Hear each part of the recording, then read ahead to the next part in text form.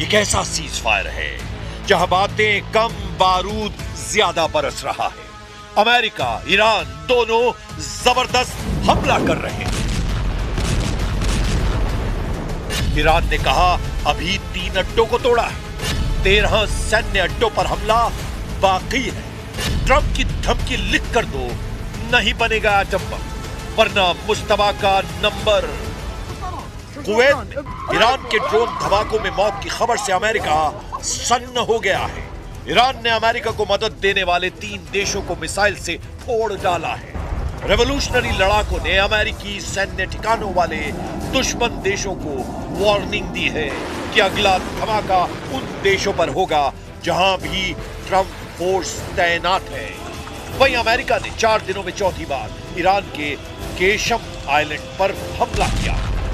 इससे भड़के ईरान ने दावा किया कि कुवैत, इराक और बहरीन में मौजूद अमेरिकी सैन्य ठिकानों को मिसाइल और ड्रोन से भारी नुकसान पहुंचाया गया है। ईरान ने सबसे जबरदस्त हमला कुवैत में किया है, जहां सुबह शुरू हुए मिसाइल धमाके अब भी रुके नहीं है। ईरानी हमलों से कुवैत इंटरनेशनल एयरपोर्ट पर अफरा तफरी मची है। हालांकि कुवैत ने बयान जारी कर कहा है कि उसके एयर डिफेंस सिस्टम दुश्मन की मिसाइलों और ड्रोन को रोकने की पूरी कोशिश कर रहे हैं। ज्यादातर विस्फोट इंटरसेप्शन ऑपरेशन के चलते हुए हैं, लेकिन कुवैत रिहायशी इलाकों में बारूदी तांडव दिखाई दिया है। ईरान की मिसाइल आंधी से कुवैत में इमरजेंसी जैसे हालात हैं। सेना ने लोगों के लिए एक और चेतावनी जारी की है। कुवैत सेना ने कहा है कि अगर कहीं मिसाइल ड्रोन दिखाई दे तो लोग उससे दूर हो जाएं। संदिग्ध सामान मिलने पर इमरजेंसी नंबर पर सूचना देने की अपील की गई है। कुवैत की तरह बहरीन और इराक में अमेरिकी ठिकानों पर हाई अलर्ट है। बहरीन के गृह मंत्रालय ने चेतावनी सायरन बजाए हैं और लोगों से शांत रहने की अपील की है। बहरीन में नागरिकों को नजदीकी सुरक्षित स्थानों पर जाने और सुरक्षा निर्देशों का पालन करने के लिए कहा गया है। ईरान के सरकारी ब्रॉडकास्टर IRIB ने सोशल मीडिया प्लेटफॉर्म एक्स पर कई वीडियो शेयर कर घातक हमलों का दावा किया है। वीडियो में मिसाइलों को बहरीन और इराक के आसमान में विस्फोट का दावा किया जा रहा है, लेकिन अमेरिकी सेंट्रल कमांड ने ईरान के हमलों को खोखला दावा करार दिया है। सेंटकॉम ने कहा है कि ईरान ने बहरीन में US नेवी के 5वें बेड़े के मुख्यालय और एक अमेरिकी एयरबेस पर मिसाइल और ड्रोन हमले का दावा किया है, लेकिन सभी हवाई खतरों को समय रहते रोक दिया गया और किसी भी अमेरिकी सैन्य ठिकाने पर हमला सफल नहीं हुआ है। अमेरिका ने धमकी दी है कि ईरान पर कोई रहम नहीं किया जाएगा जब तक ईरान अपने एटमी प्रोग्राम को पूरी तरह बंद नहीं करता, तब तक कोई भी प्रतिबंध नहीं हटाया जाएगा। Any sanctions relief is condition based, which means it has to be in return for the reason why those sanctions were put in place in the first place, which is their nuclear program. So yeah, look, Iran is being sanctioned because they enrich uranium. Iran is being sanctioned because they've highly enriched uranium. Iran is being sanctioned because of their nuclear activities. If they agree to give up those things, there will be sanctions relief associated with their commitment and compliance. America को Iran की leadership पर रत्ती भर भी भरोसा नहीं रह गया है। इसीलिए ट्रंप ने एटमी डील की नई शर्त लगा दी है। ट्रंप ने नई शर्त में कहा कि ईरान उन्हें लिखित आश्वासन दे, तभी डील आगे बढ़ेगी। ट्रंप ने अपनी शर्त में यह भी कहा है कि परमाणु गतिविधियों पर ठोस समझौता होगा और इसके बाद ही अमेरिका ईरान को आर्थिक राहत देगा। ट्रंप का कोई पैंतरा अब तक ईरान पर काम नहीं आया है। अमेरिका के केशम आइलैंड पर बार-बार हमले की वजह का भी पता चला है। अमेरिका की एटमी डील पर बार-बार स्टैंड बदलने के बाद से ईरान ने खूंखार तेवर अपना लिए हैं। सुप्रीम लीडर मुस्तबा खामनेई ने secret war headquarter Qeshm island को एक्टिव कर दिया है।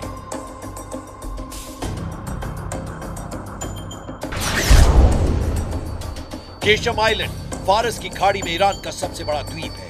यह हॉर्मुज़ स्ट्रेट के मुहाने पर है, जहां से दुनिया का लगभग 20 से 25% कच्चा तेल गुजरता है। 135 किलोमीटर लंबे आइलैंड में पहाड़ियों के नीचे ईरान ने सुरंगें और बंकर बनाए हैं। इन सुरंगों में सैकड़ों मिसाइलें तैनात की गई हैं। इन्हें मिसाइल फार्म भी कहा जाता है, जहां से ईरान लंबी और मीडियम रेंज की मिसाइलों को आसानी से लॉन्च कर रहा है।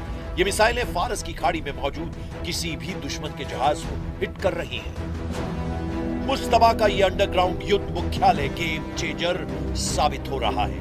ईरान ने केशम आइलैंड को ट्रंप के जंगी बेड़ों की तर्ज पर बना रखा है। इस आइलैंड की पूरी फिल्म ईरान ने रिलीज कर दुश्मनों के होश उड़ा दिए हैं। समुद्री मोर्चे पर ईरान ने अपना इरादा साफ कर दिया है। ईरान के हजारों ड्रोन अमेरिका की नौसेना पर हमले के लिए तैयार हैं।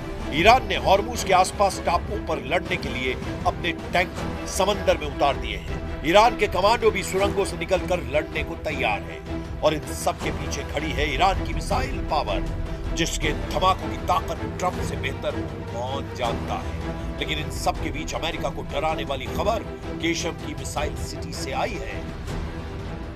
केशम आइलैंड की जमीन के नीचे मिसाइल बंकरों और ड्रोन बेस का एक बड़ा जाल है, जो यूएस के जंगी जहाजों को खाड़ी में पहुंचने से बहुत पहले ही ट्रैक कर लेता है, जिससे ईरान को पूरी तरह से स्ट्रेटेजिक दबदबा बनाने में आसानी हो रही है। ईरान के बेजोड़ प्लान और जबरदस्त हमलों से अमेरिका नए सिरे से अलर्ट हो गया है। इधर इजराइल ने अपनी वॉर प्लानिंग को नई धार दी है। पीएम नेतन्याहू ने ट्रंप से परमिशन लेकर अब ईरान में तख्ता पलट तक युद्ध का ऐलान किया है। ידע כל חורש רעה נגד ישראל שמזימותיו ייכשלו. המחיר שהוא ישלם יהיה כבד ביותר. המחיר שאיראן כבר שילמה הוא כבד מאוד מאוד. היסודות של משטר האימים הזה באיראן נסדקו. הוא לא ישוב להיות מה שהיה, ואני אומר לכם, סופו ליפול. ईरान को कंट्रोल करने से पहले इजराइल हिजबुल्लाह का टोटल सफाया करने में जुटा है। इजराइल ने लड़ाका ग्रुप के खतरे से संयुक्त राष्ट्र को भी अलर्ट किया है। संयुक्त राष्ट्र में इजराइल के राजदूत डैनी डैनन ने हिजबुल्लाह के ड्रोन खतरे को लेकर बड़ा बयान दिया। डैनन ने कहा कि ऐसे छोटे ड्रोन आज के समय की सबसे गंभीर चुनौतियों में एक बन गए हैं और इजराइल उनके हमले का इंतजार नहीं करेगा। डैनी डैनन अपने साथ एक छोटे ड्रोन की डमी लेकर पहुंचे। बैठक के दौरान उन्होंने डमी दिखाते हुए कहा कि हिजबुल्लाह जिन ड्रोन का इस्तेमाल कर रहा है उनका वजन 2 किलोग्राम से भी कम है और इन्हें आसानी से ऑनलाइन खरीदा जा सकता है। डैनन ने कहा ये ड्रोन किसी भी गाड़ी की खिड़की तक पहुंचाए जा सकते हैं और बेहद कम ऊंचाई पर उड़ते हैं, इसीलिए इनका पता लगाना मुश्किल होता है। डैनन ने आगे कहा कि जब तक आपको अपने सिर के ऊपर इसकी आवाज सुनाई देती है तब तक बहुत देर हो चुकी होती है। डैनन ने कहा कि इजराइल इन ड्रोन से निपटने के लिए नई तकनीकों और रणनीतियों पर काम कर रहा है। उन्होंने कहा कि इजराइल इस चुनौती का समाधान खोज लेगा। Now Hezbollah are using different kinds of drones. Few of them with fiber optic. These drones weigh less than 2 kilograms. It flies low. It is very difficult to detect. And by the time you hear it above your head, it's too late. इस बीच Iraq से Israel के लिए good news मिली है, जहां Iran समर्थित 2 लड़ाका group ने surrender कर दिया है। ईरान समर्थित इराकी मिलिशिया अस्साइब अहल अल हक और इमाम अली ब्रिगेड ने अपने हथियारों को इराकी सेना को सौंपना शुरू कर दिया है। हालांकि नेतन्याहू से नाराज ट्रंप ने उन्हें सोमालिया फ्रंट पर करारा झटका दिया है। इजराइल ने सोमालीलैंड को नए देश की मान्यता दी है। सोमालीलैंड को सोमालिया से अलग मुल्क के रूप में मान्यता के मसले पर अमेरिका इजराइल के साथ नहीं है। वॉशिंगटन ने सोमालिया की एकता और अखंडता की पुष्टि की है। मिडिल ईस्ट से आई रिपोर्ट के मुताबिक सऊदी अरब और खाड़ी देशों के प्रेशर में ट्रंप ने सोमालिया का पक्ष लिया है। अमेरिकी विदेश विभाग ने कांग्रेस को सोमालीलैंड को लेकर एक रिपोर्ट दी है। इसमें कहा गया है कि सोमालीलैंड के विकास के लिए सोमालिया में शामिल किया गया था। सोमालीलैंड के साथ अमेरिका के बेहतरीन संबंध हैं, लेकिन वॉशिंगटन सोमालिया की संप्रभुता और अखंडता की पुष्टि करता है।